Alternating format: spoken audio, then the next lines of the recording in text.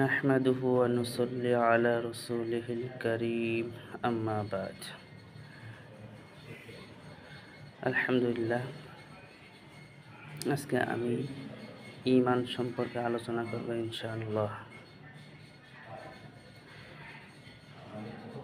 তার আগে আমি বলবো যে আমরা ওযু যে করি, ওযুর যেমন ভঙ্গের কারণ আছে, ঠিক তেমনিভাবে ঈমান ভঙ্গেরও কারণ রয়েছে।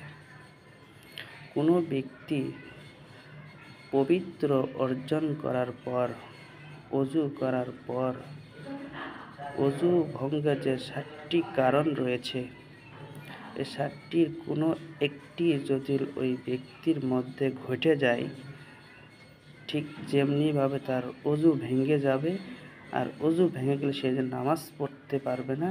আর যদি নামাজ পড়ে যেমনি গুনাহগার হবে, সে কি হয়ে যাবে? গুনাহগার। ঠিক ঈমান ভঙ্গের কারণও রয়েছে। ঈমানের মূল ভিত্তি রয়েছে 7টি ও ঈমানের 70-এর অধিকও শাখা রয়েছে। তার মধ্যে মূল ভিত্তি হলো 7টি। এই 7টির মধ্যে কোনো একটি যদি কোনো যুগের হোক, কোনো দেশের কোনো ব্যক্তির মধ্যে যদি পাওয়া যায়, তাহলে তার ঈমান নষ্ট হয়ে যাবে। আর যখন ঈমান নষ্ট হয়ে যাবে, তখন সে বেঈমান হয়ে যাবে। আর যখন বেঈমান হয়ে যাবে, আর বেঈমান ব্যক্তিকে কাফেরও বলা যায়, এর মধ্যে কোনো সন্দেহ নেই। কি কি কাজ করলে, কি কি অবিশ্বাস করলে মানুষ ঈমানদার হয় না, এটি বলবো।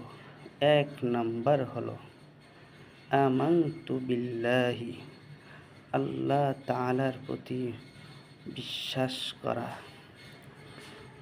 2 নাম্বার ওয়াল মালাইকাতি, তার ফেরেশতার প্রতি বিশ্বাস করা। 3 নাম্বার ওয়া কুতুবিহি, তার আসমানি সমস্ত কিতাবের উপরে বিশ্বাস স্থাপন করা। 4 নাম্বার হলো ওয়া রুসুলিহি, আল্লাহ তাআলা যত রসুল এবং নবীগণ পাঠিয়েছেন তার উপর বিশ্বাস করা। 4 নাম্বার হলো ওয়াল ইয়াউমিল আখিরি, এটি হলো 5 নাম্বার। ওয়াল ইয়াউমিল আখিরি, আখিরাতের দিনের প্রতি বিশ্বাস স্থাপন করা। 6 নাম্বার হলো ওয়া খায়রিহি ওয়া শাররিহি মিনাল্লাহি তাআলা, আল কদরি খায়রিহি, তাকদীরের উপর বিশ্বাস স্থাপন করা। দুঃখ, সুখ, কষ্ট, যখন যেটাই ঘটুক না কেন, তাকদীরেই ছিল, এমনভাবে বিশ্বাস করা নাম হলো ঈমান। 7 নাম্বার হলো মিনাল্লাহি তাআলা ওয়াল বা'সি বাদাল মাউত,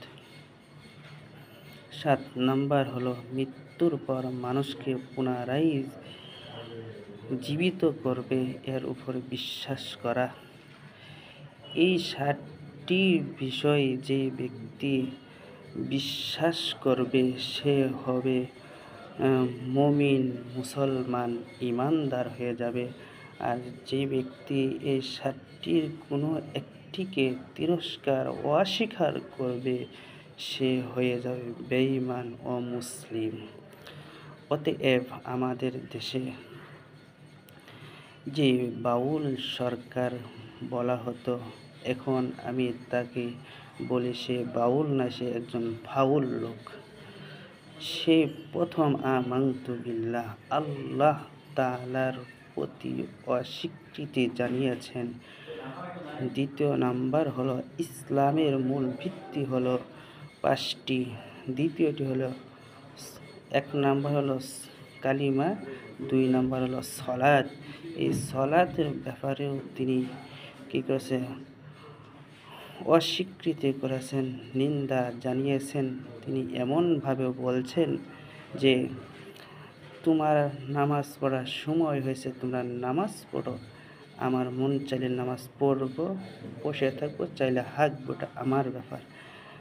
এটা বলেছে। হাদিস শরীফের মধ্যে এসেছে, যদি কোনো ব্যক্তি এক ওয়াক্ত ফরজ নামাজকে ইচ্ছাকৃতভাবে ছেড়ে দেয়, সে আর মুসলিম থাকে না, তার নামটাকে সে অমুসলিম হয়ে যায়, কাফের হয়ে যায়, তার নামটাকে কাফেরের খাতায় লেখা হয়, সে জাহান্নামী হয়ে যায়। আর এই ব্যক্তি নিজেতে ইচ্ছাকৃতভাবে নামাজ ছেড়েই দেয়, আরও তার প্রতি অকৃতজ্ঞতা জানিয়েছে। এই জন্য এই হিসাবে আমার মত হলো, উলামায়ে কেরাম তাকে যে কাফের বলেছেন, আমিও তাকে এই সমস্ত ভিত্তিতে আমিও তাকে অমুসলিম কাফের হিসাবে সাব্যস্ত করি। আল্লাহ তাআলা আমাদের সঠিক পথে সঠিক কথাগুলো বলার জন্য তৌফিক দান করুক। ওয়া আখির দাওয়ানা আনিল হামদুলিল্লাহি রাব্বিল আলামিন।